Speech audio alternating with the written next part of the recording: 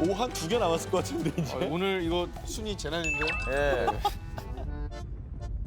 자, 가는 곳마다 살인 사건을 몰고 다니는 코난과 김전일처럼요. 가는 곳마다 재난을 몰고 다니는 불운의 아이콘 현순이와 석순. 자, 어느 한밤중 나란히 길을 걷다가 평소보다 커다란 달을 보고 왠지 모를 불길함을 느끼게 된 이 두 사람. 달이 왜 저렇게 커? 좀 무섭다. 근데 너 그거 알아? 저렇게 커다란 슈퍼문이 뜨면 지진이나 해일이 온다던데 말이야. 자, 그런데 네. 과연 슈퍼문이 정말 지진 해일을 불러올까요? 진실 혹은 거짓? 뭘 것 같습니다. 거짓. 전 불러온다고 봅니다. 아니, 거짓이니까 이런 질문하는 겁니다. 초저녁에 슈퍼문이 막 떠올라서 정말 건물들 위에 살짝 걸려있을 때 봤어요? 기분 탓이에요. 시뻘개요. 자, 정답은 바로 거짓입니다. 그래. 왜 물어봤겠어? 직접 국립해양조사원에 문의를 해보았습니다. 결론부터 말씀드리면 슈퍼문이 지진 해일에 영향을 미친다는 이야기에는 과학적 근거가 전혀 없다. 전혀 없대, 전혀. 자, 슈퍼문과 일반 보름달의 크기 차이가 많은 것도 아니기 때문에 전혀. 전문가는 슈퍼문 자체에 큰 의미를 부여하지 않는다고 합니다. 다시 길을 걸어가던 현순과 석순. 그런데 이번엔 땅이 흔들리는 진동을 감지했습니다. 지진이 일어날 때는 건물 붕괴 위험이 없는 공터로 대피하라고 했어. 아니야, 여기서 공터는 너무 멀어. 우리 일단 가까운 건물로 들어가자. 자, 과연 현순이와 석순이 누구의 말이 맞을까요?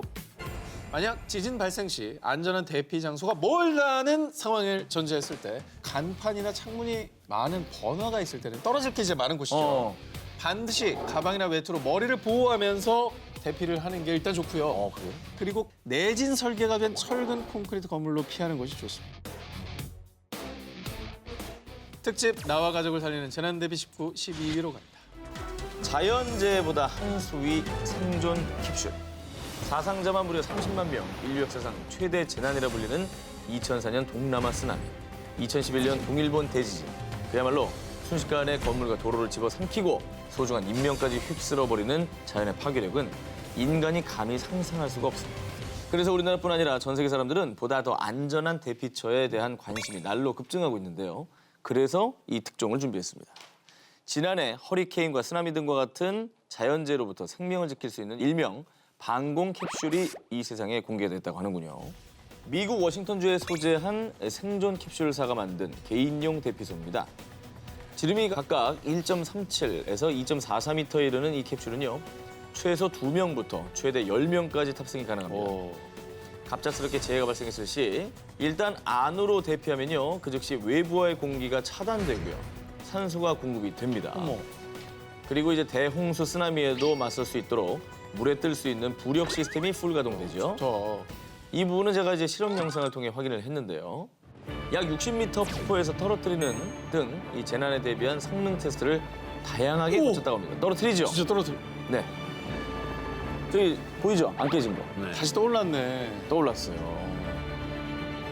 참고로 이 생존 캡슐을 만든 창업자 줄리안 샤프는요.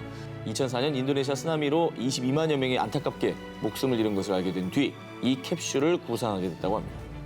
그래서 이 서바이벌 캡슐의 1차적인 목적은 급작스러운 재난에 대피하고요. 구조가 이루어지기 전까지 안전한 쉼터를 제공하기 위한 것이라고 합니다. 자, 특집 나와 가족을 살리는 재난 대비 19 11위입니다. 재난급 폭염을 이기는 쿨링템. 지난해 여름이요. 무려 22년 만에 최악의 폭염이었습니다. 기억나시죠? 더웠어요, 진짜. 근데 올해는요. 작년보다 더 더울 거라고 합니다. 아 진짜 이러지 말자 정말. 자, 그런데 이런 폭염이요. 그냥 참고 넘길 일이 아닌 게요. 2016년 한 해 국내에서만 총 2,142명의 사상자를 낸 무서운 자연재해 중에 하나라는 겁니다. 그래서 저 전 기자가 이런 재난급의 무서운 폭염을 이길 수 있는 쿨링 아이템, 정말 실생활에 쓸 수 있는 것들을 준비해봤습니다. 첫 번째는요. 열대야로 잠을 못 이루는 밤, 땀 한 방울 없이 뽀송뽀송하게 내 잠자리를 지켜줄 침대 팬, 베드팬입니다. 이불을 덮은 채 사용하는 이불 속 선풍기입니다. 매트리스와 이불이 한기가 날아가지 않도록 저장을 합니다. 이불을 덮고도 쾌적한 잠자리를 가질 수 있는 거죠. 자, 두 번째, 한여름에도 야외에서 현장 업무를 보시는 분들 정말 많습니다. 고생 많으시죠? 일사병 위험에 노출된 근로자분들을 위한 쿨템입니다. 입으면 금방이라도 더위로 쓰러질 것만 같은 이 긴팔 점퍼. 놀랍게도 이 점퍼 안에는 초정밀 강력 선풍기가 붙어 있습니다. 입기 전과 입은 후의 온도 차이가 무려 10도나 차이가 난다고 합니다. 또 한 번 충전으로 무려 9시간 동안 작동이 된다고 하니까 현장 근무 내내 내 안의 선풍기로 활력을 찾으시기 바랍니다. 저건 근데 굉장히 좋은 아이디어 같아요. 좋습니다. 네. 마지막으로요. 입거나 충전하는 것도 귀찮으시다고요. 언제 어디서나 활용할 수 있는 쿨링 이템. 일명 개인용 에어컨으로 불리는 쿨링 스프레이입니다. 속옷이나 옷 위에 쫙쫙 뿌려주기만 하면요. 그 즉시 온도를 무려 8도가량 낮춥니다. 또 2시간 이상 지속된다고 하니까 2시간 지나고 또 뿌리면 됩니다. 거기에 항균과 탈취 효과까지 있어서 냄새나는 분들 뿌리면 됩니다. 네. 아, 이게 뭐 예를 든 거예요. 여기는 발이고 네. 여기는 겨드랑이네. 개장 안 했어? 아직? 지금 여기가 젖어 있으면 병원 가야 돼. 지금 이 두꺼운 옷이 여기가 뚝뚝 떨어지면은 나는 장난 아닐 네. 것 같은데. 작년에 아니야, 되게 없어요. 늦게까지 개장했었잖아요. 네, 10월까지 아니야. 개장했었는데. 저는 굉장히 또 자기 관리 갑인 조기 개장 안 합니까? 그러면? 안 합니다. 안 합니다. 제가 쿨링 이템들을 소개해드렸는데 어디까지나 더위 타파 도움템입니다. 더운 날에는 수시로 충분한 수분 섭취와 휴식으로 일사병을 예방하시기 바랍니다. 더위야 물러끓어요. 특집 나와 가족을 살리는 재난 대비 19 10위 공개합니다. 오늘 뭐 오늘은 차례차례 주로, 달리네. 네, 달리기 날이네요. 지난 6월 영국에서 안타까운 화재 사건이 발생했죠. 이 런던의 24층짜리 한 고층 아파트에 화재가 일어나 실종되거나 사망한 사람이 무려 약 79명에 이르는 큰 사고였습니다. 정말 이렇게 작은 불씨가 순식간에 대형 사고로 번질 수 있는 아파트 화재 사고에서 아주 침착하게 대응을 한 위기 탈출 넘버원 꼬마 영웅이 있다고 합니다. 지난 2월 아파트 12층에 사는 6살 하은 양은 부모님이 외출하고 난 뒤 반려견 해피와 함께 집에 있었습니다. 그런데 그때 안방 쪽에서 스멀스멀 검은 연기가 피어오르는 것을 느꼈습니다. 바로 안방에 있던 오래된 전기장판에서 불이 난 것이죠. 자, 이렇게 어린 친구가 혼자 집에 있다가 불이 났습니다. 일단 나가지 않았을까요? 아, 일단 뛰어나간다. 네. 무서우니까. 나가서 뭐 다른 어른을 만나서 뭐 도움을 요청하든가. 근데 좀 동심으로 돌아가면 집에 있을 때 뭔가 안 좋은 일이 일어났으면 부모님이 오시면 내가 혼날까 봐 무서워서 막 끄려고 막 아, 오히려 나가지 않고 끄려고 한다. 어떻게든 막 무리해서. 해보려고 그랬을 수도 있었을 것 같아요. 하은 양은요. 예. 여러분 두 분의 상상을 뛰어넘습니다. 불이 난 사실을 알자마자 집을 나오면서 먼저 집 현관문을 꼭 닫고 나왔습니다. 게다가 엘리베이터가 아닌 계단으로 걸어 내려오기 시작을 했습니다. 야, 저건 어려웠을 텐데. 어렵죠. 예.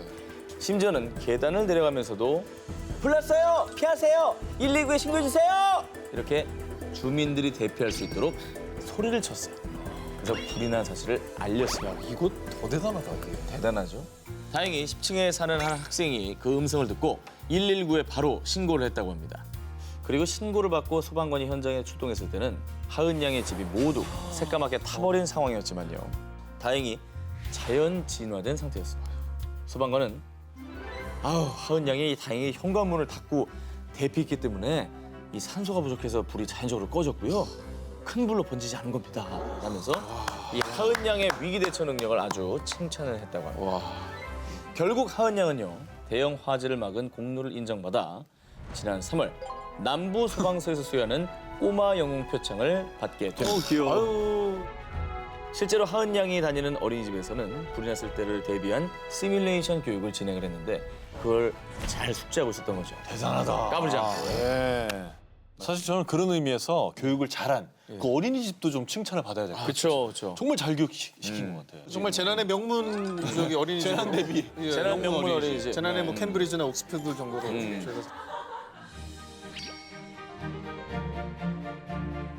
특집 나와 가족을 살리는 재난 대비 19 9위 공개합니다. 일본 7,000명 살린 위대한 목소리. 저 목 쉬겠는데.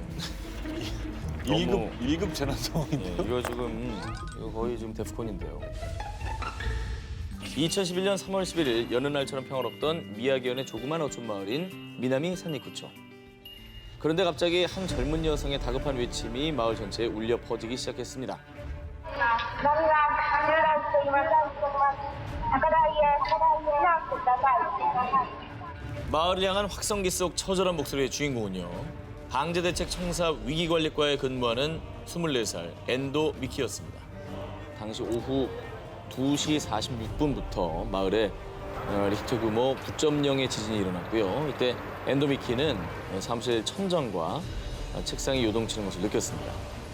뒤따를 위기를 직감하고 곧바로 방송실로 뛰어들어 마이크를 잡은 것이었습니다.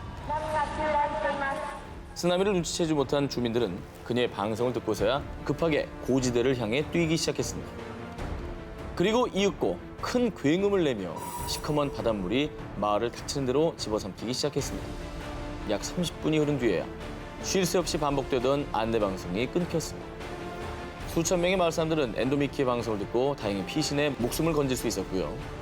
또 방제대책 청사 직원들 10여 명은 청사 옥상의 무선통신용 철탑에 매달려 살았습니다. 그런데 안타깝게도 그곳에 엔도미키는 찾아볼 수가 없었습니다. 끝까지 단 한 사람이라도 구하기 위해서 마이크를 놓지 않고 대피 방송을 했기 때문이죠. 그리고 결국 그녀는 쓰나미에 휘둘린 지 43일 뒤인 2011년 4월 23일 마을 인근 해안에서 시신으로 발견됐습니다. 살신성인으로 죽음이 코앞에 닥치는 순간까지 마을 주민들을 구하기 위해 애썼던 그녀의 외침. 일본 열도와 마을 주민들은 그녀의 장례식을 찾아 진심으로 가슴 아파했고요. 또 그녀의 희생을 잊지 않기 위해서 추모를 하고 있다고 합니다. 자, 특집 나와 가족을 살리는 재난 대비 19, 8입니다. 태풍에서 우리 집 지키기. 그동안 태풍이 온다는 소식을 들을 때마다 우리 집 유리창 깨지지 않게 지킨다며 초록색 테이프를 창문에 커다랗게 X자로 붙여놨던 분들 많으시죠?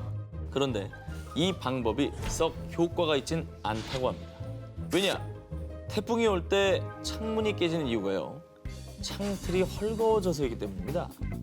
그래서 테이프를 붙일 때는 꼭 창틀이 고정되도록 창틀의 가장자리에 테이프를 발라주는 게 중요하다고 하죠. 저렇게 그렇죠. X가 중요한 게 아니라 근데 그런 얘기도 있잖아요. 테이프 말고 신문지 이렇게 쫙 발라가지고 해놓으면 이것도 튼튼해진다. 이런 얘기도 있었는데요. 자, 그런 또 얘기도 있죠. 예. 좀 많이 좀 모르시는 것 같은데요. 사실 신문지라고 하는 거는요. 이 유리창을 깨지지 않게 지켜주기보다는 유리창이 깨졌을 때 그 유리 파편이 흩어지지 않도록 그걸 좀 막아주는 역할을 하는 거죠. 올바른 활용 방법은 신문지를 유리창에 넓게 붙여놓고요. 수시로 물을 뿌려서 밀착을 해주는 겁니다. 자, 하지만 솔직히 신문에 물 마를 때마다 어떻게 이걸 매번 물을 뿌립니까? 그러니까요. 귀찮잖아. 네, 돌아버리죠. 그래서 저 안전기자 전 기자가 말이죠. 새롭게 추천하는 아이템. 부엌 서랍에 하나씩 굴러다니는 랩 있잖아요. 창문에 분무기로 칙칙 물을 뿌려주고 랩을 붙여주면 신문지보다 더 찰떡같이 붙는다고 합니다. 자, 그런데 이렇게 준비를 철저히 했는데 태풍 올 때 이제 강풍도 불지만은 폭우도 엄청 내립니다. 그래. 그렇죠. 상상하기도 싫지만은 우리 집에 물이 차올라 대피해야 한다면 꼭 기억하세요. 도시가스 사용하는 집에서는 중간 밸브, 계량기 옆 메인 밸브까지 꽉 잠그셔야 됩니다. LP가스를 사용하는 집에서는 밸브를 잠근 뒤 체인 등으로 용기를 단단히 고정해 두셔야 합니다. 그거 굴러다니다 폭발하는 거. 폭발하죠. 그리고 태풍이 지나가고 난 다음에 꼭 조심할 것이 있습니다. 야, 드디어 우리 집에 돌아왔다. 뜨거운 물에 씻고 푹 쉬어야겠다. 잘 모르시는 것 같은데요. 집으로 막 돌아와서 예. 가스보일러를 함부로 틀었다가는 큰일 납니다. 왜 그렇죠? 침수의 영향으로 감전될 수가 있기 때문이죠. 아, 이게 물 틀었다가 바로 감전된다고. 그렇죠. 그러니까 반드시 한국가스안전공사 1544-4500번, 1544-4500에 연락해서 가스 점검 먼저 꼭 받으시고 나서 이용하시면 좋겠습니다. 그리고 한국전기안전공사 1588-7500, 1588-7500에도 연락을 하셔가지고 굉장히 검사를 깐깐하게 해주죠. 깐깐하게 해주세요. 예, 예. 예, 혹시 모를 감전 사고에도 대비하시기 바랍니다. 자, 한국가스안전공사 몇 번? 1588-7500. 1544-4500이라고 5초 전에 얘기했어요. 1544-4500. 한국전기안전공사요? 1588-7500. 오. 가스안전공사요? 1588-7500. 1544-4500이라고. 1544-4500. 특집 나와 가족을 살리는 재난 대비 19 7위 공개입니다.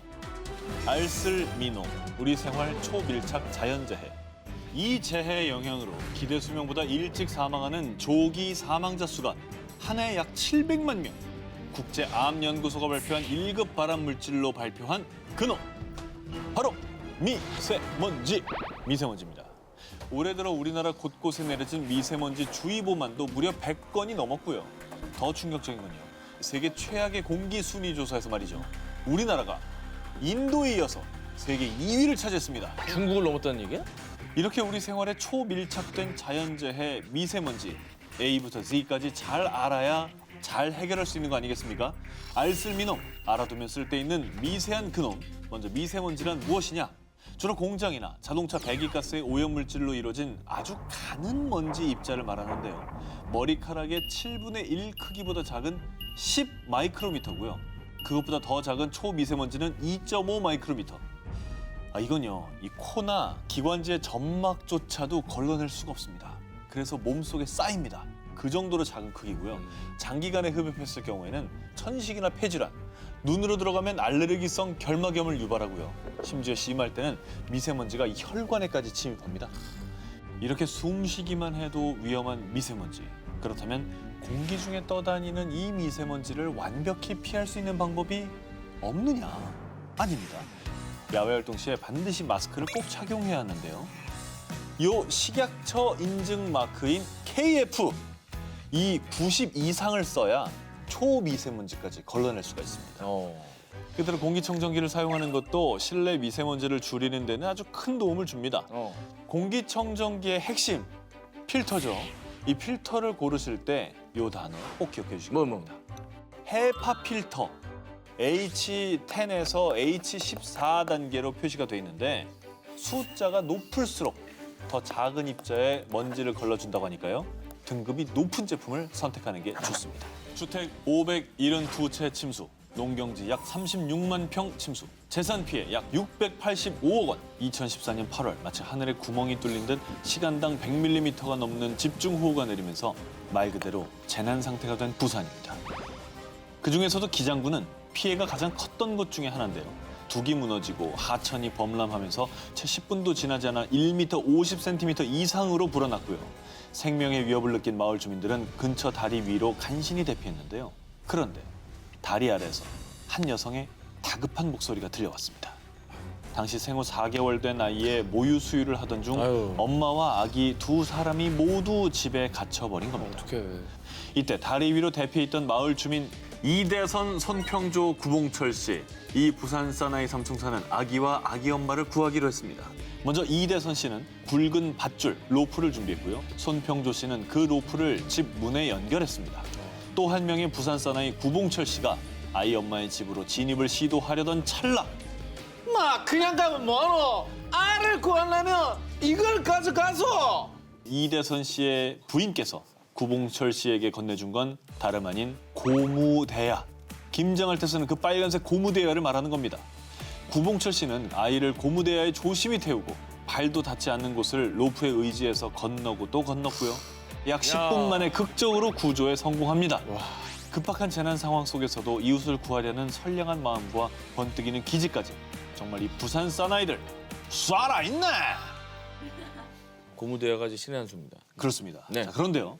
이 고무대야로 생명을 구한 이분들처럼 화재에서 소중한 생명을 구한 외국인이 있습니다. 스리랑카에서 중학교 수학 선생님으로 일하던 니말 시리 반다라. 그는 일남일녀를 둔 아빠이자 동시에 아픈 부모님을 모시고 있었는데요. 하지만 가족 모두를 부양하기에 녹록치 않은 상황이었습니다. 결국 니말은 가족을 위해 어쩔 수 없이 잘못인 건 알지만 불법 체류자 신분으로 남아 경북 군위군의 한 과수원 농장에서 일을 하며 집에 생활비를 보내고 있었습니다. 그러던 어느 날 니말이 평소와 다름없이 일을 마친 후 마을 회관에서 식사를 하고 있던 그때 저희 집에 불이 났는데 우리 어머니가 안에 계세요. 살려주세요. 불이 난 집에서 겨우 대피한 한 남자가 구조 요청을 한 건데요. 불길은 이미 무섭게 번져 있었고요. 심지어 집 입구까지 불이 번져 진입도 어려운 상황이었죠. 하지만 니말은 오로지 할머니를 구해야겠다는 생각으로 집 안으로 들어갔습니다. 니말은 점점 더 거세지는 불길 속에서 쓰러진 할머니를 업고 탈출에 성공했습니다. 그 그리고 다행히도 할머니는 크게 다친 곳 없이 무사하셨지만요. 안타깝게도 어머. 리말은 밖으로 나오자마자 의식을 잃고 바로 병원으로 이송됐는데요. 검사 결과 얼굴과 목, 손목 주변에 2도 화상을 입은 것은 물론 아이고. 기도와 폐에도 심각한 손상을 입었다고 합니다. 자신을 내던져 소중한 생명을 구한 리말은 지난 6월 불법 체류자로는 처음으로 의상자로 선정됐습니다. 이분이 그때 그냥 꼼짝 않고 가만히 있었으면 불법 체류자인 거 안 걸리는 그렇지, 거잖아요. 자기 그렇죠. 탈로 안 나고 가만히 잘 그렇죠. 봐. 더 고마운 마음이. 정말 물불 안 가리고 네. 예, 뛰어든 거죠.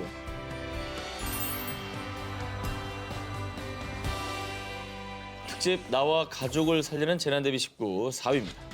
장마철 출몰 주의, 도로 위 지뢰. 2014년 6월 소나기성 폭우가 내린 경남 창원시의 한 도로에서는 갑자기 이것이 튀어올라 시내버스 바닥 부분에 충돌해서 기사님, 승객 등 3명이 다쳤습니다. 비만 오면 출몰한다는 도로 위의 지뢰는 바로 맨홀 뚜껑이었습니다. 2014년 국립재난안전연구원이 실시한 실험에 따르면 저지대에서 시간당 약 50mm의 집중호우가 내리면 하수가 역류합니다. 그러면서 약 40kg 무게의 철제 맨홀 뚜껑이 41초 만에 지상 27cm 높이로 튀어오른다고 합니다. 40kg짜리 철덩어리가 날아온다고 생각해봐요. 그건 거의 흉기죠, 그러면. 무기죠, 무기. 그런데 이 중에서도 폭우로 침수가 됐을 때 가장 주의해야 할 맨홀은 하수도 맨홀입니다. 빗물이 흘러들어가는 유일한 맨홀입니다. 아. 비가 갑자기 많이 내리면 맨홀 아래 하수도관의 압력이 높아지면서 맨홀 뚜껑이 튀어오를 수 있기 때문인데요. 폭우가 내릴 때는 반드시 이 하수도 맨홀 근처는 피해서 걷도록 하시고요. 그리고 정말 중요한 꼭 기억하셔야 될 게 하나 더 있는데 맨홀의 위험 시그널입니다. 알 수 있어요, 폭발하기 전에. 맨홀 뚜껑에서 이 부글부글부글하고 기포가 올라오는 것을 목격하신다면 그 즉시 맨홀 주변을 피해서 대피해야 됩니다. 이 기포가 맨홀 폭발의 징조라고 합니다. 알아서 조심을 해야 된다는 게 좀 어불성설 같긴 하지만 바닥 같은 조심해야겠네요. 걸 잘 보고 걸으시는 것도. 예. 돈- 이왕은 밟지 마시고 네. 이왕이면 피해 가시고. 예. 특집 나와 내 가족을 살리는 재난 대비 19 3위 공개합니다. 당신 가까이 있는 재해 모모.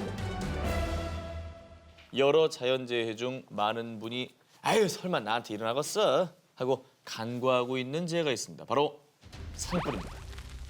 올해 1월부터 5월까지 발생한 산불이 무려 524건. 그렇게 많았습니까? 이 산불로 올해 상반기에만 여의도 4배 크기의 산림이 사라졌다고 합니다. 심각하다. 산 근처만 안 가면 되지 뭐 이런 생각 드시죠 솔직히? 들잖아요. 들어요. 마치 그 조스 영화 보면서 바다 안 가잖아요. 똑같은 거죠. 자 그런데 우리가 지진 대피 요령이나 화재 대피 요령 이런 건 좀 다들 어느 정도 숙지하고 계신 것 같은데 산불 대처 요령을 물어보면 아마 바로 대답할 수 있는 분은 많지 않을 것 같습니다. 제가 준비했어요. 정말 꼭 기억해야 할 포인트를 준비했습니다. 먼저 막 불이 붙기 시작한 작은 산불을 만난 경우 입고 있는 외투로 부리를 덮거나 흙을 뿌려서 산불을 진화할 수 있는 겁니다. 그렇죠. 그런데 이렇게 불길을 잡았다고 하더라도 보이지 않는 불씨가 남아서 다시 화재가 발생할 수 있으니 꼭 소방서나 산림관리원에 신고를 해주셔야 됩니다. 신고. 조기 진화가 불가능한 큰 산불을 만난 경우 이게 중요합니다. 이것만 기억하세요. 무조건 바람의 반대 방향으로 대피를 하셔야 되는 거죠. 왜냐? 산불은 바람이 부는 방향대로 확산하는 경향이 있기 때문입니다. 바람이 세게 불지 않아 풍향을 잘 모르겠다 하시면은 그냥 무조건 불길의 반대 방향으로 달리시면 됩니다. 불길의 반대 방향. 최대한 등산로를 따라서 대피하셔야 되겠고요. 만약 길까지 잃었다면 헬기가 구조하기 쉽도록 산 정상을 향해 대피하는 것이 좋습니다. 오히려 위로 올라가 버리네. 그 보이니까요. 마지막으로 불길로 퇴로가 막힌 경우에는요. 이미 산불이 지나가 탈 것이 없는 곳이나 도로나 계곡, 바위 뒤같이 불길이 다가오기 어려운 지역으로 대피하시는 게 좋겠죠? 이런 곳으로 대피할 시간적 여유도 없는 정말 긴박한 경우는요. 최후의 방법. 낙엽이나 나뭇가지 같이 탈만한 것들을 최대한 멀리 긁어낸 뒤에 얼굴과 등을 가린 채 엎드려 있어야 됩니다. 근데 제일 중요한 거는 아까 말씀드렸다시피 입산을 하실 때 불씨가 될 만한 거, 라이터나 그럼요. 그냥 담배. 이런 취사도구 이런 거는 안 가져가시는 게 저는 제일 중요하다고 담배가 제일 위험해요. 꺼진 불도 다시 보자. 좋습니다. 자, 특집 나와 가족을 살리는 재난 대비 19 2위 공개합니다. 이재민들의 희망이 된 모모집. 2008년 규모 8.0의 지진으로 약 9만 명에 가까운 희생자를 낸 중국 스촨성 대지진. 2010년 30만 명의 목숨을 앗아간 IT 대지진. 그리고 2011년 일본을 강타한 동일본 대지진까지 순간적으로 도시를 집어삼켜 처참한 폐허로 변한 피해 지역들, 도저히 희망이라고는 찾아볼 수 없는 이곳들에 수많은 이재민들을 위한 이 집이 생겼다고 하는데요. 바로 종이로 만든 집, 일명 종이 대피소입니다. 정말로 종이와 재활용 마분지 등만을 이용해 만든 것으로요. 일본인 건축가 반시게로입니다. 그는 1995년 1월에 발생한 고베 대지진 당시 수많은 이재민들이 비위생적인 데다 2차 피해를 당할 수 있는 환경에 놓여 있는 것을 보고 비영리 재단인 반을 설립하게 됐다고 합니다. 그 후 구하기 쉽고 또 재활용할 수 있는 친환경 재료에 언제 어디서든 해체, 조립, 이동이 편리한 종이 대피소를 짓게 된 건데요. 수백 장의 종이를 단단하게 압착해 내구성을 높였고요. 또 방수, 방염 처리까지 해서 종이 재질의 단점을 보완했고요. 그렇게 반시게로 건축가는 약 20여 년 동안 일본과 터키, 중국, IT, 필리핀 등 각종 재난 현장을 돌며 이재민을 위한 종이집을 지었고요. 최소한의 사생활 보호와 휴식까지 취할 수 있게 구상을 해서 만들었다고 합니다. 야, 대단하다. 건축가라기보다 구호 활동가 같은 그런 느낌이 있네요. 그렇죠. 그래서 그런 사회적인 공을 인정받게 돼서요. 2014년 3월 건축계 노벨상으로 불리는 프리츠커상을 이분이 수상을 했다고 합니다. 멋있네요.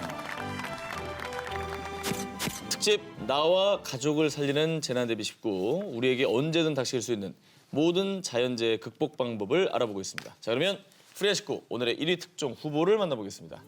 고립됐을 때 나를 구하는 음식. 특명, 인류 최후의 날을 대비하라. 자, 1위 후보 기사 전해드립니다. 재난으로 인한 고립, 아직 남의 일 같으십니까? 아무 준비 없이 갑자기 고립됐을 때 난 뭘 먹으면 어떻게 생존할 수 있을 것인가? 모든 해답은 이미 여러분의 부엌 선반 속에 있다고 말이죠. 부엌 선반? 우리 집 부엌 선반 속에 뭐가 있죠? 자, 뭐가 있을까요? 아니, 모든 집안의 선반에 다 있습니까? 다 있다고요? 자, 지금 분명히 말씀드리면 우리 집에도 있었어 하실 겁니다. 그래요?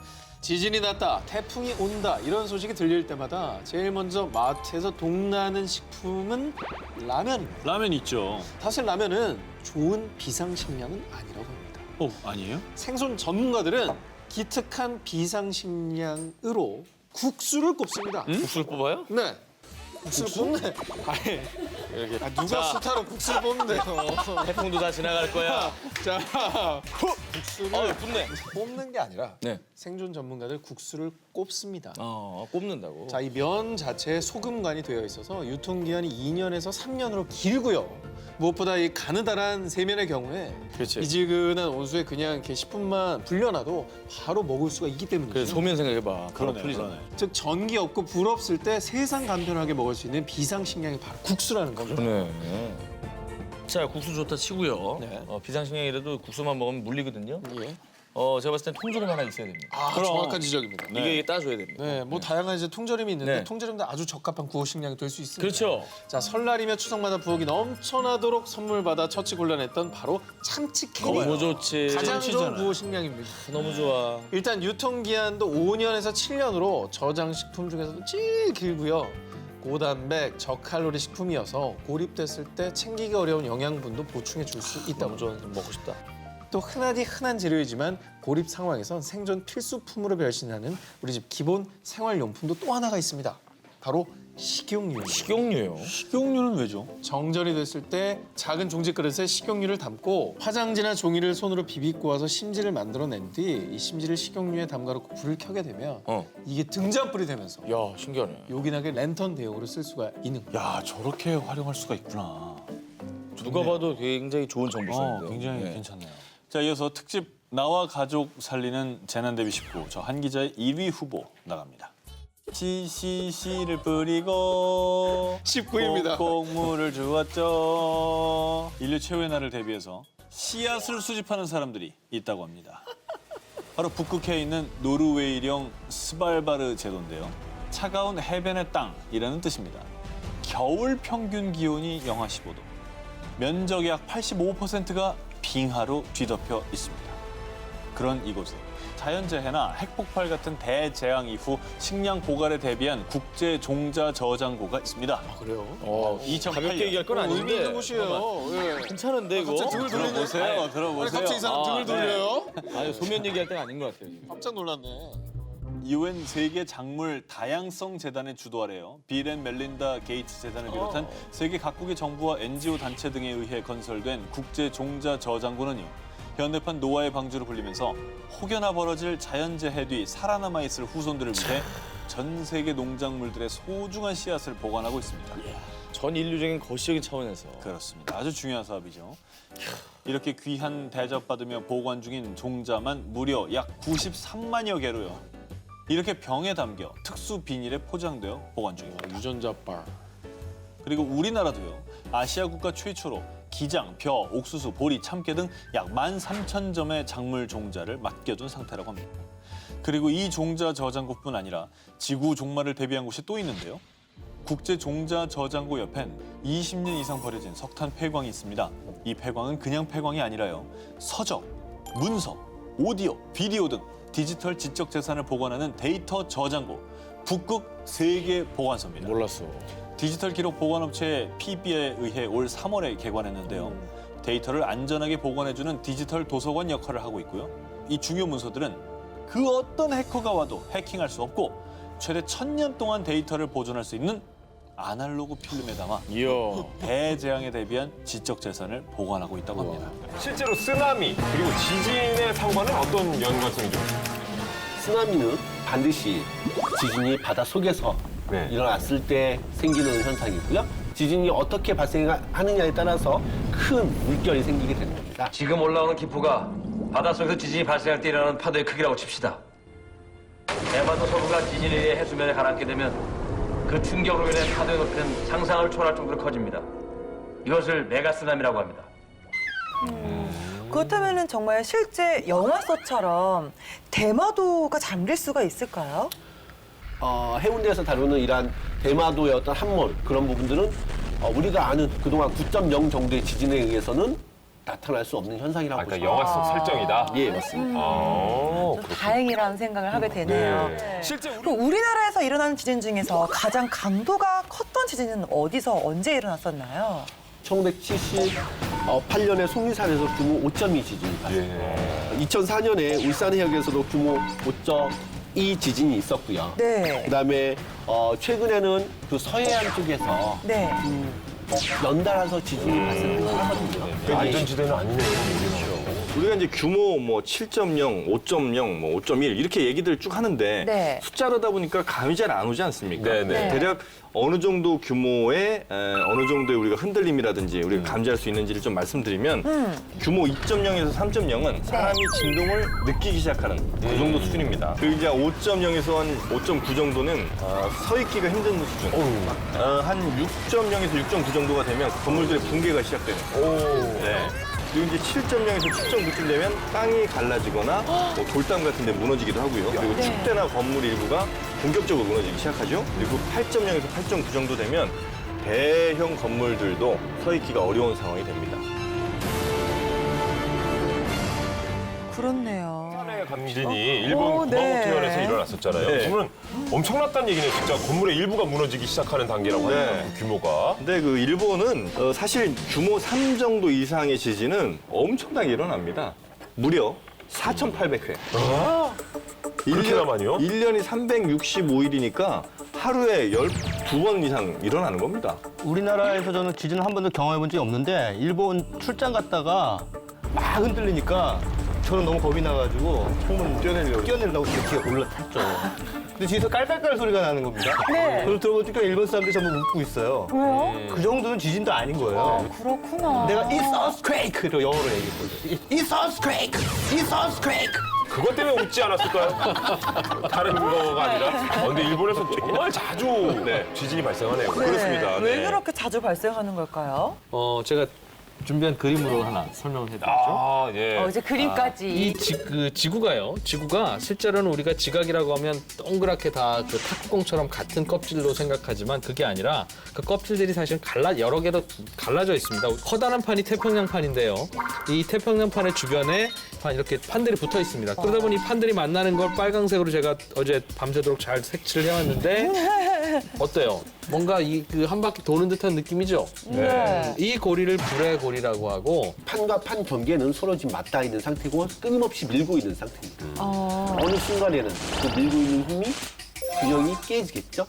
그게 지진이고 힘을 막 맞대고 있으면 이게 이렇게 떨리게 되잖아요. 이런 식으로 지진이 발생한다는 거죠. 그래서 이 전 세계 지진의 약 8, 90% 정도가 이 불의 고리라고 하는 환태평양 조산대에서 발생을 하고 있고요. 그 대표적인 지역이 바로 일본 지역입니다. 아하. 그 위에 있네요. 네. 물론 이제 그 링 오브 파이어, 파이어링 쪽도 굉장히 위험한 건 맞죠. 네. 하지만 그 불의 고리를 벗어났다고 해서 안심할 게 아닙니다. 네. 왜냐하면 발해 있잖아요. 네. 발해가 바로 이 지진 때문에 멸망했다는 이런 설도 있습니다. 그래요? 네. 이 백두산 화산이 있잖아요. 네. 그 화산 폭발이 어마어마하게 한 900년대쯤에 일어났다는 거예요. 그래서 한 200여 년을 이어오던 발해라는 나라가 네. 그 화산이 엄청나게 폭발을 하고 또 지진이 일어나면서 그 땅 자체가 기록했던 땅들이 모두 화산재로 뒤덮여버리고 사람들이 다 떠나버리니까 그래서 멸망할 수밖에 없었다. 정확하게 표현하셔야 되는데 화산 폭발이죠. 정확하게 얘기해서. 그러니까 지진이 아니라. 자, 그 멸망했다는 화산이 건데. 왜 폭발을 했느냐? 바로 지진 영향 때문입니다. 아하. 화산이 그냥 갑자기 뜬금없이 폭발한 게 아니라 지진이 이 에너지라는 것이 땅속에서 응축이 되면서 화산으로 밀어 올렸다는 거죠. 이것이 바로 제 주장이 아닙니다. 예. 일본의 학자 다니구치 히로미스 네. 도쿄대 명예교수의 주장이라는 거예요. 이런 지진의 엄청난 피해가 우리나라도 예외는 아니라는 겁니다. 아하. 방금 정영진 의원이 인용하신 그 다나구치 히로미스? 네. 예, 그분이 그 예측을 했다고 하죠. 백두산이 향후 20년 안에 폭발할 가능성이 90% 넘는다. 진짜로요? 그렇게나 높아요? 예. 그러면 만약에 정말로 폭발을 한다면 우리나라, 그러니까 남한에 좀 영향을 미칠 가능성은 어느 정도가 될까요? 이 백두산이 만약에 폭발한다. 화산재가 어마어마하게 날릴 수밖에 없겠죠. 그래서 우리 남한에도 황사 경보가 발령했을 때 기준으로 대략 한 1000배 앞이 안 보입니다.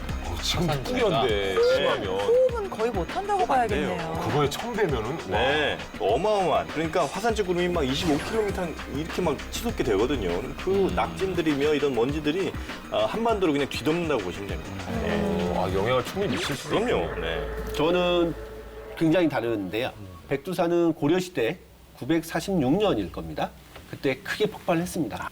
그 밑에 마그마가 존재하긴 하되 그 마그마가 아직 폭발할 정도의 그 정도의 양으로 충진되어 있지는 않습니다. 그래서 그거는 지금 규명이 된 상태고요. 네. 그래서 예전에 946년에 있었던 폭발 정도가 다시 발생하려면 향후 계략적으로 한 2만 년 정도? 2만 년. 그래, 다행이네요. 2만 년 정도 지나면 네. 발생할 가능성이 높다라고 보고 있고요. 마그마의 양이 가득 차야 이게 폭발하는 거군요.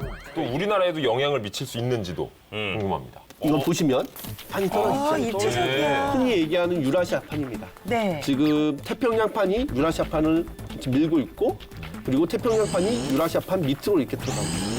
예. 됐대. 그러면서 그 힘이 항상 판 경계에서만 일어나는 건 아닙니다. 네. 판 경계에 가까운 곳에는 그에 못지않은 여러 개의 주름들이 발생을 하고 네, 있죠. 네. 그 주름에서 발생한 게 이번에 구마모토 지진이고요. 그러다 보니까 구마모토는 유라시아판 안쪽에 있습니다. 우리나라에 영향을 끼칠 수 있는 이유는 같은 판 안에 있기 때문에 그렇습니다. 그 영향에 따라서 보면은 대체적으로 전문가들이 봤을 때는 규모 5.0 정도가 향후 3, 4년 이내에 뭐 한두 차례 뭐 있을 수는 있다. 아니 그럼 만약에 정말 일본에서 지진이 발생했을 때 우리나라에서 가장 영향을 많이 받는 좀 취약한 지역은 어디일까요? 당연히 지리적으로 네. 일본에서 가까운 지역이겠죠. 해운대? 일본과 네. 제일 가까운 곳은 독도죠. 독도. 자칫 이쪽 지역에 제 부동산 가격 하락이 혹시 되지 않을까 좀 우려가 되는 부분인데 경남 양산과 그리고 울산 광역시 쪽입니다. 왜죠? 바로 이곳의 땅덩어리가 두 조각으로 끊어져 있기 때문인데 이 갈라진 부분에서 그 지진이 일어날 가능성이 굉장히 높다는 겁니다. 네. 그리고 이곳이 만나는 경주 지역 이쪽에 지진이 엄청나게 많이 발생했다는 거예요. 과거에도 보면 지진들이 꽤 많이 일어났었습니다. 779년 삼국사기를 한번 인용해 볼까요? 네. 신라 해공왕 15년에 봄 3월에 지진이 나서 백성들의 집이 무너져 사람 100여 명이 숨지고 불국사 곳곳이 무너졌다. 신라 시대 불국사라는 줄을 아실 거예요. 얼마나 튼튼하게 지어졌느냐. 세계에서 당대 네. 최고 기술의 내진 설계가 된 절이 바로 불국사입니다. 아, 그래요? 네, 불국사에는 그랭이 공법이라는 독특한 건축 양식이 있습니다. 그랭이 공법. 그랭이 공법 이게 뭐냐? 주춧돌과 이제 기둥 이렇게 쌌잖아요. 여기에 정확하게 딱 깎아 만들 수도 있지만 자연 그대로의 주춧돌에 그거에 맞춘 기둥들을 세웁니다. 지진이 발생했을 때 바로 그 관절 부분에 약간의 유격이 오히려 충격을 흡수하고 건물을 오래 지탱할 수 있게 만든 겁니다. 왜 그렇게 지었겠느냐? 그만큼 경주에는 지진이 자주 일어났기 때문에 이런 건축술이 아니고서는 불국사가 1200년의 역사를 가득할 수가 없었다는 겁니다. 정영진 의원이 지금 말씀하신 대로 이렇게 불국사 이렇게 내진 설계가 됐는데도 불구하고 기록상 무너졌다. 그리고 사람 100명이 죽었다. 어마어마한 지진이었다는 하면은 거예요. 이제 우리 문헌상에서는 사실 가장 최대 규모의 지진이었던 거죠. 네. 최대 피해. 그렇죠. 피해 규모로는 최대였다라는 걸 인정할 수밖에 없는 거죠. 조선시대도 지진이 발생할 때마다 기록을 남겨놨는데요. 조선왕조실록에서 보면 지진을 기록한 기록이 1900번 나옵니다. 실제로 1643년에 울산 근처에서 큰 지진이 일어났는데 이때는 땅이 갈라지고 물이 용솟음 쳤다 이런 기록이 있습니다. 그 정도 피해라고 하면 역사 시대에 있었기 때문에 우리가 추정하는 수밖에 없는데 그 정도면 규모 6.0은 넘었을 거다라고 당연히 넘었죠. 전문가들이 식견이고요. 그래서 그런 정도 지진이 만약에 지금 발생한다면 저희들은 잘 대비를 하지 않는 한 위험할 수 있다라는 부분은 저희가 얘기를 하고 가야 될 것 같습니다. 그렇습니까? 네. 이 영화 해운대 안에서는 동물들이 이상 징후를 보이잖아요. 맞아요. 일단 첫 번째, 해안가 작은 개들이 막 떼를 지어서 이동을 하기 시작했고요. 두 번째는 하늘에서 수많은 새떼들이 막 갑자기 이동을 하고, 세 번째, 새 한 마리가 방향을 잃고 차에 부딪혀서 또 죽기까지 하고요. 이게 그냥 단순히 영화 속 설정이라고만 말할 수 있을까요? 동물들의 이상 징후가 이제 재난을 예고하는 듯한 그런 설정 영화 속에서도 재난 영화 속에서 특히 많이 등장을 하죠. 네. 대표적인 사례가 이제 펑샤오강 감독이 연출한 대지진이라는 작품인데요. 실제로 1976년에 당산에서 규모 7.8로 발생했던 네. 사망자가 당시 25만 명이에요. 엄청났네. 네. 근데 그때 이 대지진이라는 영화에 보면은 특히 잠자리 떼가 엄청나게 몰렸어요. 그래서 여긴 잠자리였고. 그러니까 지진이 일어나기 전에 잠자리 떼가 몰려드는 그런 상황을 이제 보여주고 있는데요. 실제로 당시에 그 지진이 일어나기 전날 잠자리 떼가 온 마을을 다 덮쳤다고 합니다. 근데 당시에는 이것이 지진이 일어날 것이라는 어떤 그 예고다라고 판단을 못했던 거죠. 그렇죠. 또 대비 자체를 안 했고, 네. 그래서 무려 25만 명이라는 엄청난 피해 규모가 생긴 거죠. 아하. 이 지진을 알리는 동물들 뭐 여러 가지가 있겠습니다만 일본 워낙 지진이 많잖아요. 그래서 일본은 뭐였냐면 메기. 맥이요. 메기. 일본 사람들은 아주 예전부터 이 땅 속에 거대 메기가 있다고 생각을 하고 메기가 이렇게 몸짓을 하면 땅이 흔들린다. 이렇게 이제 생각을 한 거예요. 그래서 땅 속에 사는 그 메기에게 거대한 돌을 이렇게 꽉 눌러놓으면 메기가 못 움직이지 않을까. 그래서 이제 무거운 돌을 네. 메기에게 이렇게 얹혀놓는 이런 그림들이 일본 민화 같은 데 보면 굉장히 많이 나옵니다. 아, 그래요? 네, 그래서 일본은 메기를 통해서 지진을 예측을 했다. 이렇게 이제 볼 수가 있겠죠. 커다란 지진 직전 혹은 그 전으로 네. 고래들이 해변가에 나와서 고래 시신들로 발견이 오, 됐는데 맞아요. 이 한두 마리가 아니라 100마리 이상. 실제로 2001년에 히로시마 지진 때는 발생하기 전에 고래가 171마리가 집단 떼죽음을 당했어요. 아하. 이런 고래 시신들이 2011년 뉴질랜드의 크라이스트처치라는 곳에서 발생한 지진도 규모가 6.3이었는데 107마리가 고래가 폐사했습니다. 귀가 솔깃하긴 해요. 신기하기도 하고. 그래요. 그런데 이 동물만큼은 신빙성이 있습니다. 누구죠? 그 동물을 제가 여기에 가져왔습니다. 또? 또 이상한 동물 준비하셨어요. 가져온 거 아니에요? 바로 헌집 줄게 새집 다오. 주인공 두꺼비를 소개해드립니다. 금두꺼비를 이렇게 가져오셨네. 네, 아니, 래퍼. 살아있는 거를 좀 갖고 오시면 원래 젠틀맨이고 살아있는 것만 지난번에 취급하는데. 백두라미도 가져오고. 그래요. 근데 살아있는 녀석을 저희가 안 그래도 좀 구해보려고 했습니다. 근데 스스로도 성격이 굉장히 좀 안 좋대요, 두꺼비가. 그래서 오다가 지 화를 못 참고 죽을 수도 있답니다. 약간 고등어 같이. 어쨌든 이 두꺼비를 왜 가져오신 거죠? 그 예민한 만큼 네. 굉장히 지진에도 예민하게 반응을 한다는 거죠. 영국의 생물학자 레이첼 그랜트 박사가 네. 논문을 통해서 발표를 한 내용인데 수컷 두꺼비의 이상 행동을 통해서 지진을 예측할 수가 있다. 이런 걸 이제 발표를 한 겁니다. 특히 2009년 이탈리아에서 큰 지진이 있었습니다. 라큘라 지진이라고 리히터 규모 6.3의 큰 지진이 있었는데 이거 발생 무려 5일 전에 네. 단 몇 시간도 아닙니다. 5일 전에 수컷 두꺼비 96%가 갑자기 사라진 겁니다. 사라져요. 지진을 집을 나갔어요? 가출을 한 거죠. 그게 다 수컷인 걸 어떻게 확인했어요? 남아있는 애들이 다 한 것이죠. 이건 무슨 일이냐.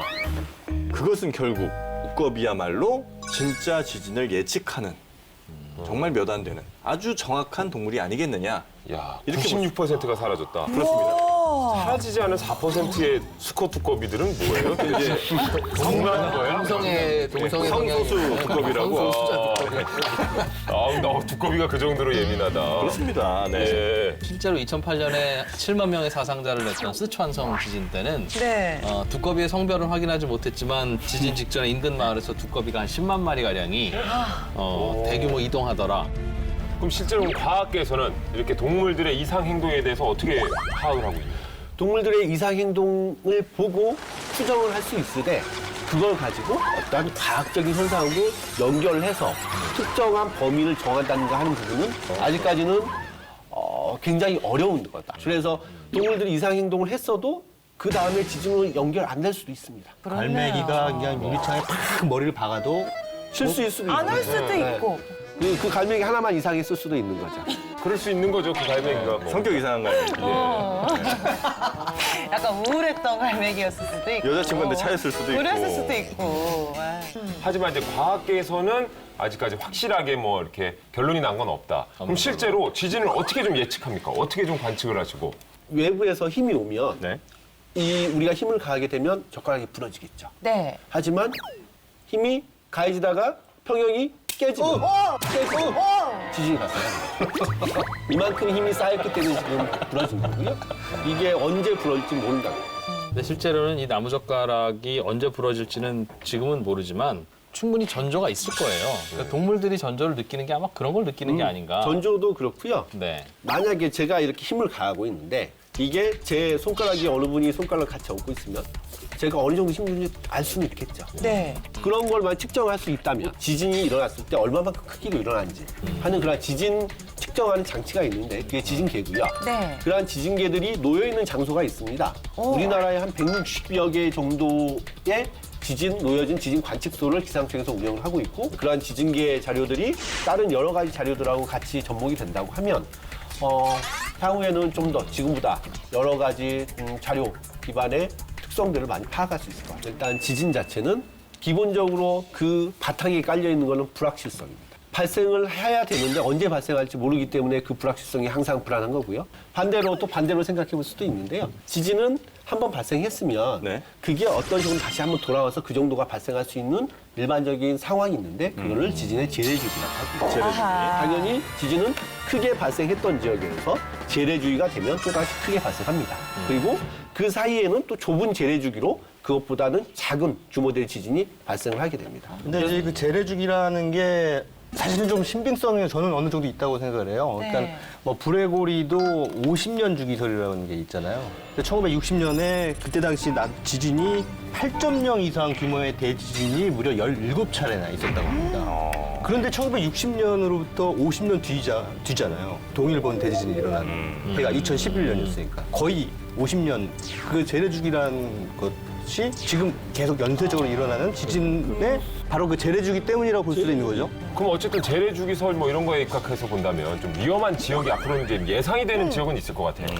우선은 아까 말씀드린 일본 도카이 지역. 네. 도카이 지역은 그 지역은 왜 중요하냐면 예전에도 지진이 발생했었고 그리고 거기는 판들이 앞에서 만나고 있거든요. 그 주변에 여러 가지 또 큰 단층들도 있고 그래서 그런 부분들은 분명히 언젠가는 지진이 발생할 거라는 걸 알고 있고 많이들 아실 텐데 미국 캘리포니아지 거기는 언젠가는 큰 지진이 일어나고 과거에도 거기서 지진이 발생했었고 최대 규모의 지진이 발생했던 칠레 지역 그런 지역들도 굉장히 지진이 크게 발생할 수 있을 그런 지역이라 보시면 됩니다. 그러한 이력들을 근거로 해서 판단을 하기 때문에 그것도 일종의 과학적인 근거가 되는 거죠. 그렇다면 우리나라에도 지진 재래주기 같은 게 있을까요? 여기서 바로 또다시 의미 있는 G 룰 하나 들어가요. 쥐를? 정말 쥐를? 모두가 지금 한 단어로 연상했어요. 그래요? 네.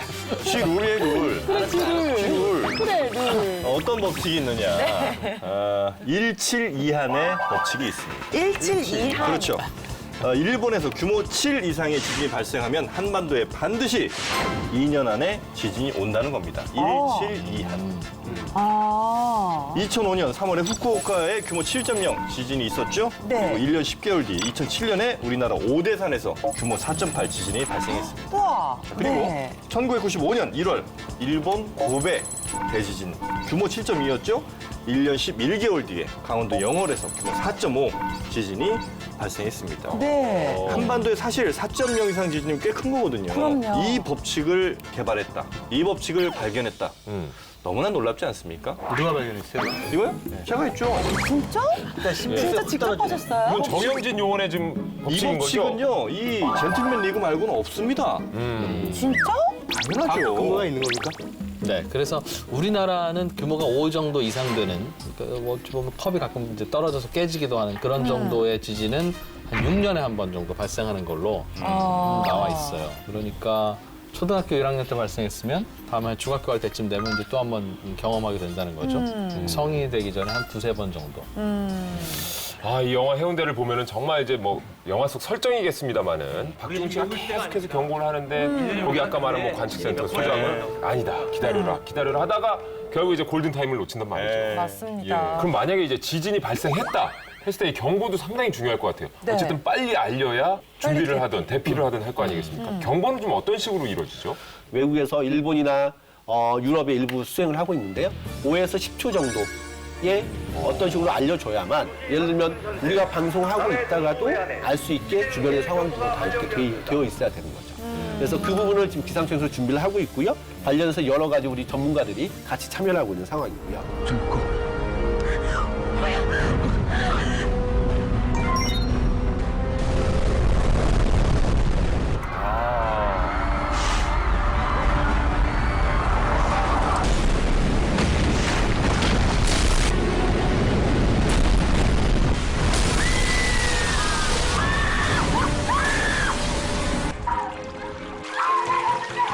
엘리베이터.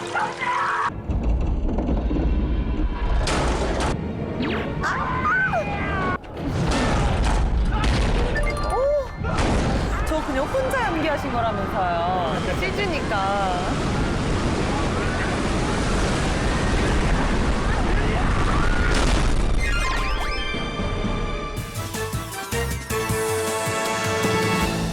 와, 진짜 이 쓰나미 때문에 막 사람들이 아비규환하는 모습을 야. 보니까 다시 봐도 정말 소름 돋네요. 이게 막 사람들이 도망을 간다고 해요. 도망가는 게 상책이라고 아까 나왔는데 도망가도 어쩔 수 없겠다. 할 수 없겠는데 어쩔 수 너무 없을 빨리 것 같아요. 오는데요. 네. 근데 아까 정말 말씀하신 거 들어보니까 만약에 네. 정말 그래서는 안 되겠지만 우리나라에서도 규모 7.0 이상의 지진이 난다라고 가정을 한다면 얼마나 피해를 입게 그 될까요? 피해에 대해서는 우리 그 소방방재청이 2011년에 한번 시뮬레이션을 한 적이 있습니다. 그러니까 네. 예를 들어서 규모 뭐 7.0 혹은 뭐 6.5 정도의 지진이 서울에서 발생했다.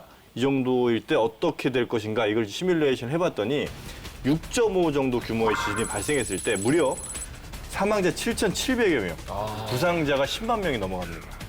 그리고 7.0이 넘어가면 67만 명이 사망하거나 다친다는 건데 그러니까 만약에 서울에서 정말 규모 7.0 이런 지진이 벌어진다면 뭐 상상하기 어려운 피해가 올 수 있다는 거죠. 예상이지만 67만 명이 진짜 한 도시의 인구 수준인데 그렇죠. 네. 그러니까요. 이렇게 크게 인명 피해가 나는 이유가 뭐죠? 그러니까 서울 시민들 1,000만 명이 이 사하라 사막에서 텐트 치고 사는 상황이면 그렇게 많이 다치지 않아요. 네. 근데 이제 높은 건물 안에 살다 보니까 결국은 그 지진 때문에 사망하거나 다치는 게 아니라 건물 때문에 사망하거나 다치는 거죠. 실제로는 1995년에 고베 대지진 때 전체 사상자의 80%인 5천 명이 건물 붕괴 때문에 압사하거나 이런 식으로 다쳤고요. 구마모토 지진도 사망자가 66명이었는데 대부분이 압사였습니다. 사실은 건물 붕괴 때문에 다친다는 거죠. 건물이 제일 위험한 거예요, 지진 나면 사실은. 뭔가 뭐 흔들리는 자체가 문제가 아니라. 아니 그렇다면 건물 붕괴가 제일 위험한 우리는 어디로 가야 되는 걸까요? 어디로 가야 되는 것을 떠나서 네. 반드시 가지 말아야 할 것부터 알아야 될 것 같아요. 네. 엘리베이터가 사실은 제일 가지 말아야 할 곳 1순위입니다. 왜요? 왜냐면 스스로 갇혀버리는 거거든요. 일단 정전이 발생하죠. 정전이 발생하면 엘리베이터에 그냥 고스란히 갇혀버리는 거예요. 어떻게든 갈 수가 없는 거죠. 그러니까 사실 그거는 그냥 자기가 죽음을 자초하게 되는 그런 가장 위험한 곳이기 때문에 그래서 일본에서도 혹시 지진이 나서 정전이 일어났을 경우 엘리베이터가 멈춘다라는 걸 가정해서 심지어 엘리베이터 안에 뭐 음료수라든가 화장실까지 엘리베이터에 설치한. 화장실이요? 예. 그런 사례도 있다고 합니다. 워낙 그 지진이 잦다 보니까. 그런데 우리가 네. 우리가 사는 곳은 집이잖아요. 네. 집에서는 어떻게 해야 되냐면 네. 그러면 무조건 우리가 알아둬야 할 곳, 가야 할 곳은 화장실입니다. 집에 여러 가지 구조가 있는데 화장실은 대개 보면 격리시설이기 때문에 벽이 좀 두껍고요. 그리고 또 집 안에서도 거의 외치게 존재하고 또 무엇보다도 그 안에 기본적으로 우리가 사용해야 될 물들이 존재하게 되는데 지진이 발생하고 우리가 외부하고 격리됐다고 가정을 해보면 향후에 구조하러 오시면은 바깥쪽이 좋겠죠. 예를 들면 그럼 12층의 아파트에 살면 흔들리면 계단으로 뛰어내려가서 최대한 탈출을 하는 게 맞아요? 아니면 그 안에서 어딘가에 욕실을 골방이든 뭐 찾는다거나. 책상 밑이든 욕실로 들어가는 게 맞아요? 제가 다음에 한번 경험을 해보면 그때 말씀드릴게요. 아유, 뭐 어쨌든 집 안에 있을 때는 욕실을 찾아가고 네. 집 밖에 있을 때는 어떻게 해야 되는가? 어디를 찾아가야 돼요? 집 밖에서 제일 위험한 건 건물들이잖아요. 내가 집 밖에 있는데 주변 건물이 나한테 쏟아지면 그것 때문에 내가 다치는 거 아니겠습니까? 네. 그러니까 최대한 건물이 없는 쪽으로 가야 돼. 평야 같은 데로. 그러니까 허허벌판이라든가 광장이라든가 그런 데 운동장. 있으면 그런 쪽으로. 좁은 골목에 있다면 최대한 대로변으로. 그래야 건물이 넘어지더라도 피할 공간이 생기니까. 한강 쪽에 오리배 뛰는 건 어떻습니까? 그걸 왜 갑자기 오리배가 나와? 오리배 괜찮죠? 오리배 왜요? 설명해봐요. 굉장히 안전하지 않, 아니 안전하다는 그때 거예요. 우리가 이거. 어느 정도면 안전하지. 지진이 나면 일단 한강으로 가요? 거기서 식사하시고 다 사시게. 아니, 그러니까 지진 끝날 때까지만 있으면 되잖아요. 교수님. 아니 근데 이 지진을 피하기만 했다고 해서 그게 끝이 아니라 그에 따른 2차 피해가 있을 거 아니에요? 왜냐면은 그 주변의 건물들이나 뭔가 다 파괴가 돼 있을 거니까 어떤 것들이 좀 일어날 수가 있나요? 지진의 2차 피해라는 건 예를 들면 그 바로 지진이 생겼을 때 건물이 무너지거나 이런 거로 바로 다치는 게 아니라 갇히는 거죠 일단. 다치거나 죽지는 않았는데 테이블 아래에서 갇혀 있는데 탈출구가 없으면 식수의 부족 문제, 뭐 또 여름 같은 경우는 염증의 문제, 노약자 같은 경우는 또 한 곳에 이렇게 부자연스러운 자세로 앉아 있으면 문제가 생기거든요. 이코노미 클래스 증후군이라고 네. 비행기 장시간 이렇게 오래 타고 있다가 심장 마비나 이런 걸로 사망하는 분들이 있잖아요. 맞아요. 비슷한 거죠, 그러니까. 어딘가에. 일본 그 지진 때도 보니까 그 승용차에 혼자 이제 계신 거예요. 네. 계속 있었는데 결국은 이제 그렇게 돌아가신 분들이 또 있었다는 거죠. 그러니까 2차 피해도 굉장히 우리가 조심을 좀 해야 됩니다. 이코노미는 진짜 저는 취약하죠. 정말 좁아요. 제가 이코노미 전문가 아닙니까? 이코노미 전문가 아닙니까?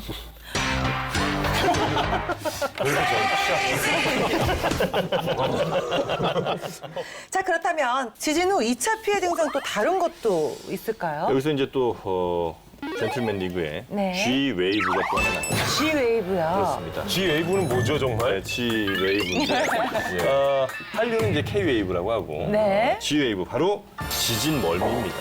지진 멀미.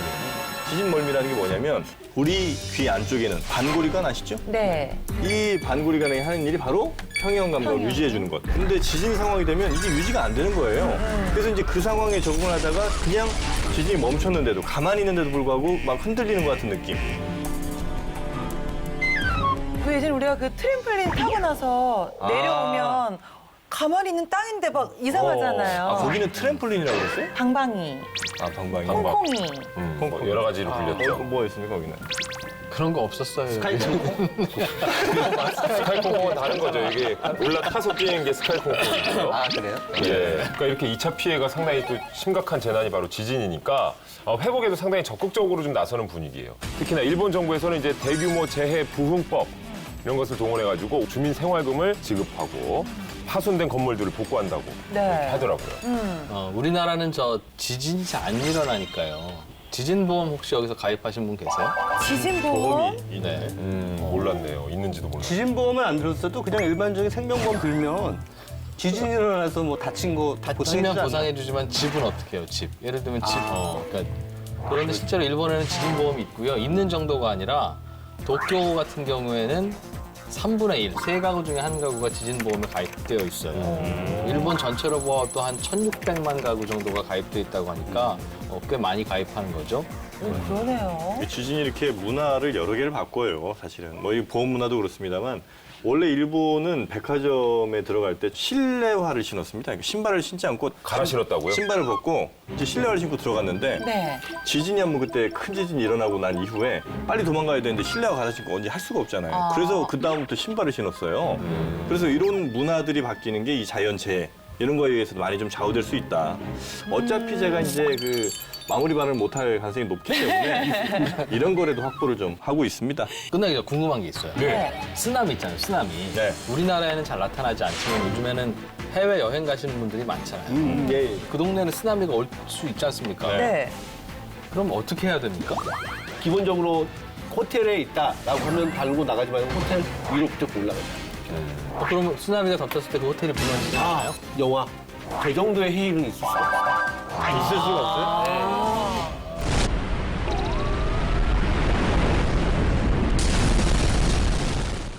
모든 지진에 대한 어떠한 피해 정도는 그 나라의 경제력과 네. 관련이 있습니다. 맞아. 같은 경우의 지진이긴 하지만 지난번 칠레 지진 때는 상대적으로 피해가 작게 발생한 반면 네팔 지진 때는 피해가 컸잖아요. 그 규모 자체는 상대적으로 유사했거든요.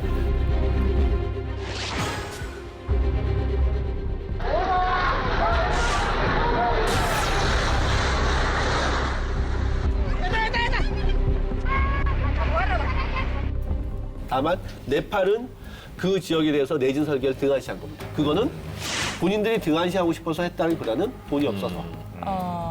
그래서 내진 설계하는 거는 결국 투자입니다. 1달러 투자하게 되면 거둬들이는 효과는 그 양쪽으로 7달러. 이 효과를 거둬들 수 있다고 합니다. 사후 약방식이 아니고 우리가 실제로 미리 알고 미리 준비하는 자세 그리고 그에 따른 투자 또 최소한의 투자는 필요하다고 생각합니다.